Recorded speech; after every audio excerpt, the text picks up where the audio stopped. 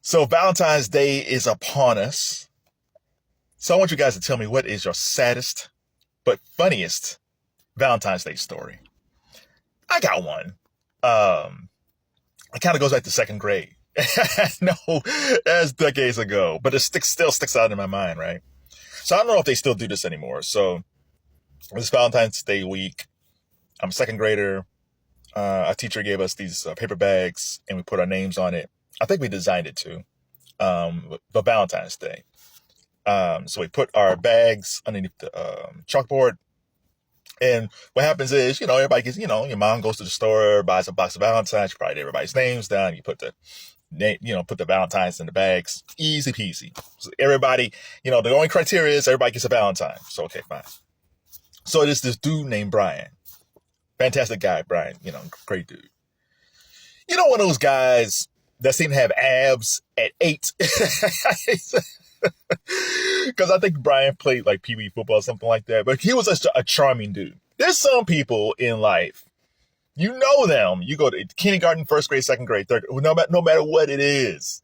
They were a good looking kid, or they had charm, or they were just like, they should have been playing for the Browns at the age of 10 because they were so big. So that was Brian, cool dude. And I always knew the girls liked Brian. So this is no secret. Kevin, very shy. Brian, girls loved. I would hear these conversations, even at that age, was kind of weird. So Valentine's Day comes. So throughout the week, you could put the Valentines in the bags. Valentine's Day comes. Young Kevin goes to his bag. Now I think there's like 25 kids in my class. I get my bag. I could shake the bag. Oh, I got these Valentines. That's nice. A couple of treats in there. I think that's from the teacher. So easy peasy. I look over to Brian's bag. That dude had so many Valentines, man.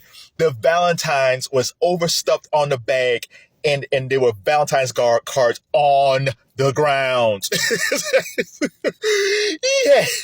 he had candy. He had Valentines. He had like a bear. Here I am with my bag. Let me show you. In my bag. That's all I got. It is crazy how many Valentine's Days this dude got. I think God was preparing me. He was like, this is a teachable moment, Kev, because moving forward, you're going to have problems with girls and women. You're going to love popular culture. That was always true. I always loved TV. So you're going to love popular culture, but because you're shy, you're not very charismatic at this point, you're not going to get a whole bunch of Valentines, and dating is going to be hell for you. Now, if you're like Brian, his life is charmed. Thank you, Lord. But yeah, man, it was fun. And it wasn't just me. Most of the other dudes, there was someone like my best friend, Greg. He was in the same class, and Greg had more, because Greg was tall. He had green eyes. They all loved him. So Greg had a little bit more than I did. But man, Brian's bag was just overflowing. Here I am walking with my little bag. Here's Brian walking in. How's it going, Kevin? Oops, I dropped the Valentine. Shout out to Brian. Shout out to the girls for liking Brian that way. So if you got a story like that, it's kind of funny. And again, it was second grade, right? I should be over this. I think I need to go back to therapy. But yeah, if you have, what is a funny Valentine's Day story? I don't want it sad here because, there's enough sadness in the world. So we want to keep it light and funny. I will give you a bit of advice. If you are a shy guy,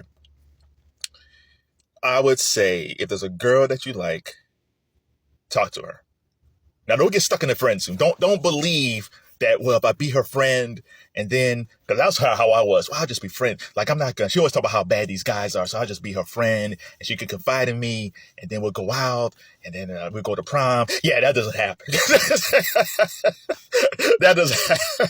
The same dude that she complained about, she goes to prom with another dude that she later complains about.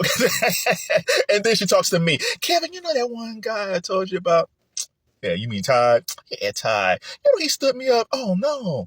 But I'm going to give him a second chance. What? Don't be in the friend zone. If you're cool with some young ladies, that's fine. But if there's somebody that you really like, you got to tell her, that you like her or some form of that. I am not the person to tell you, to give you advice on this. There's TikTok guru, there's TikTok relationship people, there's YouTube relationship people. There's more than enough guys out there kicking game, players, psychologists, dating coaches, fellow teens who can give you advice how to talk to women. Because I am not that dude. I am clearly not that guy. But man, I wish, man, if I had, you guys are so lucky. I mean, you can learn anything online. I wish I had these things back when I was in junior high school or even college. Like, I wish, especially early on in college, I wished I had the ability to go on TikTok and say, how do you talk to girls? Or how are you supposed to react in your first relationship? Or how to respond to fights? Man, that would be fantastic. How do you talk to two girls at once?